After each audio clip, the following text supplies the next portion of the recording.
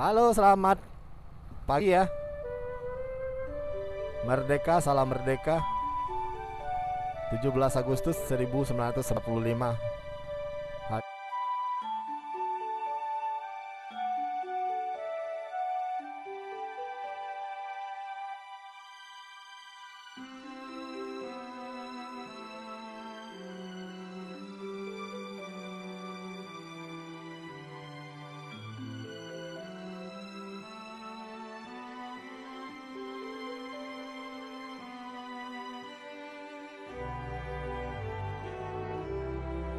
Hari ini adalah hari 17 Agustus. Bisa kita lihat perayaan-perayaan di Kota Padang, khususnya untuk anak-anak, udah dimulai ya. Bisa kalian lihat. Dan di depan ini kita ada view-nya, yaitunya Jembatan Siti Nurbaya gitu. Nah, saya nggak ke sana, ke ujung. Bisa kalian lihat, kita langsung ke jembatan tersebut. Nah, berkenaan dengan 17 Agustus 1945, atau tepatnya kita sih bilang Hari Kemerdekaan Indonesia. Nah, bagaimana sih kemerdekaan di Indonesia di Kota Padang gitu? Apakah sama dengan daerah-daerah lain gitu? Nah, oke, kita runut ya. Bagaimana sih peristiwa 17 Agustus atau peristiwa kemerdekaan di Kota Padang? Ya, seperti yang kita ketahui bahwa 17 hari kemerdekaan kita 17 Agustus 1945 diproklamasikan di Jakarta ya, Jalan Pegangsaan Timur. Dan itu setelah Jepang dinyatakan menyerah kepada sekutu dalam peperangan Perang Dunia Kedua di Jepang gitu, dengan meletusnya bom Nagasaki dan Hiroshima di Jepang. Nah, kita berputar dulu sebentar lewat sini. Nah, ini adalah Jembatan Siti Nurbaya, jembatan ikonik yang wajib kalian datangi kalau ke Padang. Dan sore hari ini nanti ada kulinernya gitu. Dan di depan adalah Muaro. Kenapa kita memulai cerita ini dari Muaro?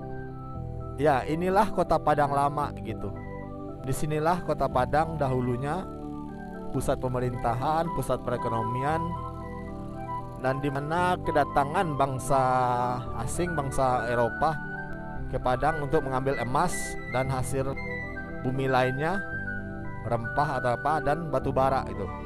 Karena yang seperti yang kalian lihat, yang kita ulas kemarin, bahwa batu bara Sawalunto adalah batu bara terbaik di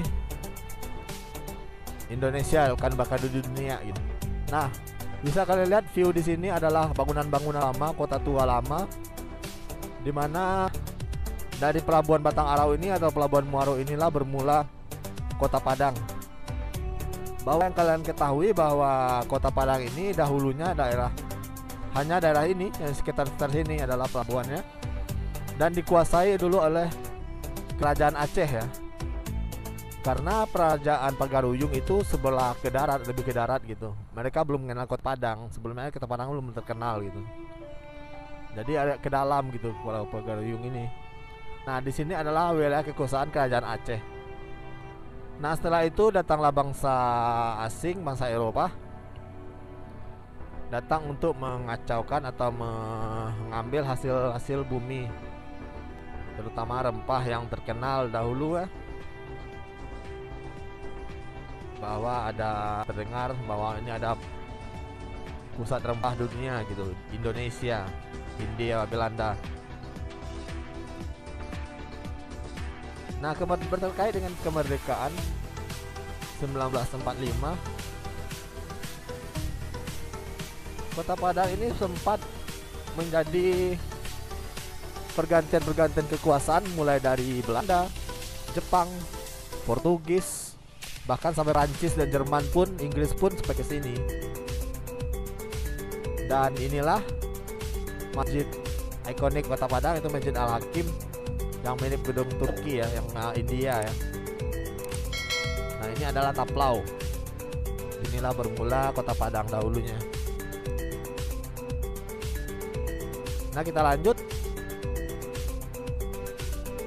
Kemerdekaan di Kota Padang sebenarnya telat diketahui oleh masyarakat Kota Padang, karena sejarahnya setelah kemerdekaan dan dikumandangkan melalui radio-radio bahwa kemerdekaan Indonesia telah diproklamirkan oleh Bapak Soekarno-Hatta,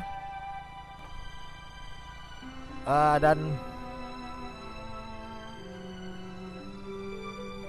kemerdekaan ini dinyatakan bahwa Indonesia telah merdeka di 17 Agustus.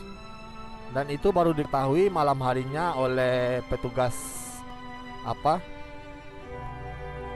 radio, Telkom, dan Telegram. Tadinya bapak ini saya lupa. Nah, setelah diketahui langsung dirembukan, harus diketahui oleh pihak keresidenan di Kota Padang. Dan mulailah mereka menyusuri ke Kota Padang bahwa kemerdekaan telah diproklamirkan oleh Bung Karno dan Bung Hatta. Dan proklamasi Kota Padang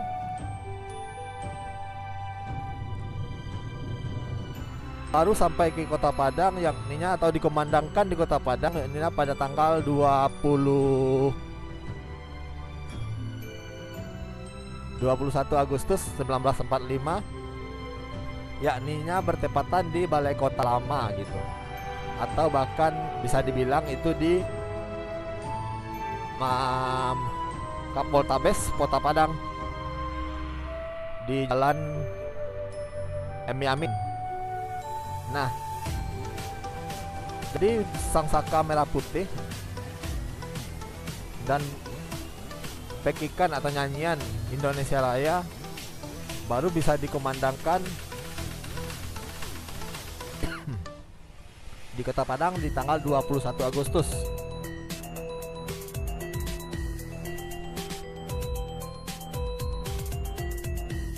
Karena seperti yang kalian ketahui bahwa pihak Jepang mengambil simpati masyarakat Indonesia dengan memberikan kemerdekaan melalui BUPKI atau PPKI, agar masyarakat Indonesia masih nurut lah kata orang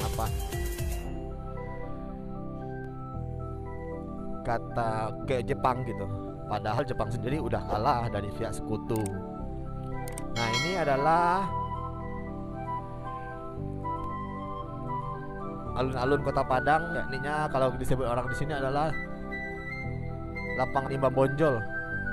Dan seperti yang saya bilang tadi bahwa Kota Padang baru diproklamasikan pada tanggal 21 Agustus, yakninya di Kantor Kepolisian Republik Indonesia Sumatera Tengah. Nah, ini bisa kalian lihat di sini ada tugu memorial. Nah, di depan ini adalah tugu kemerdekaan, tugu sang saka merah putih pengibar bendera. Nah, bisa kalian lihat, bisa ada gambar polisi ya, gambar polisi yang lagi mengibarkan bendera merah putih. Maka disinilah baru tanggal 20 Agustus kemerdekaan Indonesia didengungkan di Kota Padang.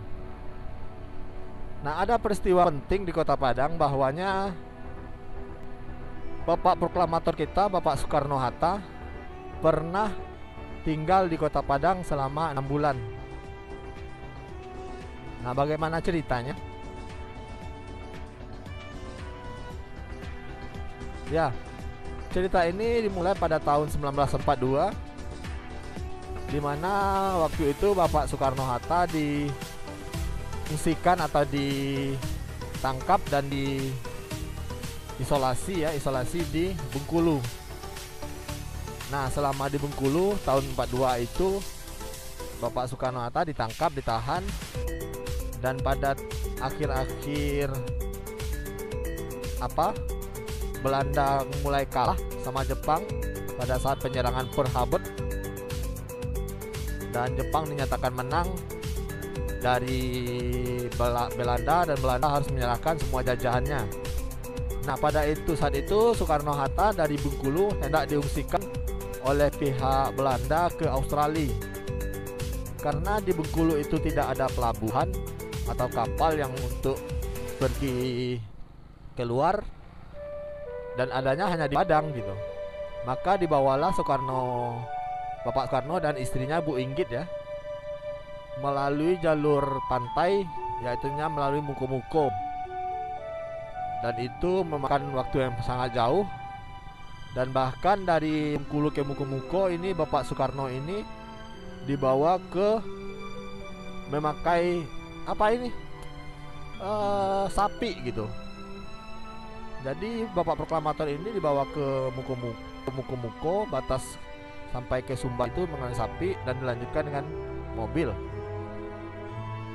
Nah, mengapa tujuan Indonesia pihak sekutu membawa Bapak Soekarno ke Padang atau diungsikan ke Australia?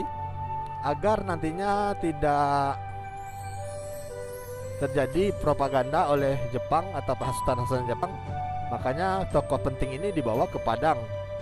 Nah, di manakah Bapak Soekarno di Padang diungsikan oleh pihak sekutu? Nah, seperti yang kita ketahui bahwa pihak Jepang udah dinyatakan menang kan dari pihak Belanda, atau namanya pihak sekutu kita bisa bilang. Nah, dan pihak Belanda nggak mau serta-merta dong. Nah, makanya dibawa ke Padang. Nah, disinilah, kawasan inilah Soekarno sempat tinggal bersama Ibu Inggit, ibu istrinya yang pertama. Dan inilah rumah pengasingan Soekarno di Kota Padang. Nah, ini di depan ini. Nah, ini adalah bunga rumah lama.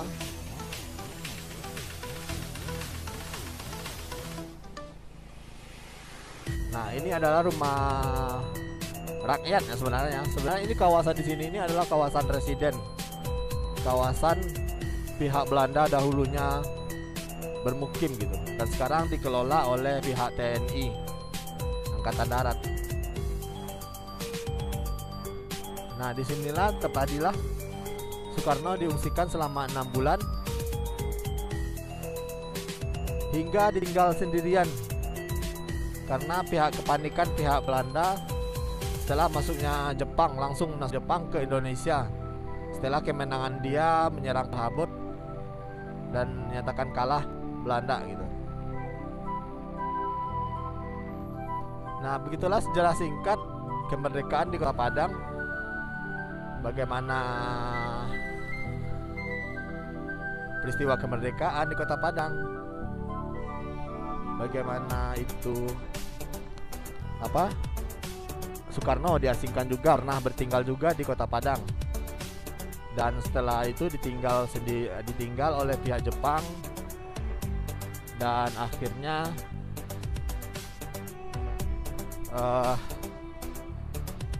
Soekarno dibawa lagi ke Jakarta oleh pihak Jepang dengan iming-imingan kemerdekaan. Oke, sampai sekian dulu motovlog kita bercerita tentang kemerdekaan di Kota Padang. Mohon maaf kalau ada salah-salah kata. Sampai jumpa di konten selanjutnya yang lebih menarik dan lebih menghibur tentunya.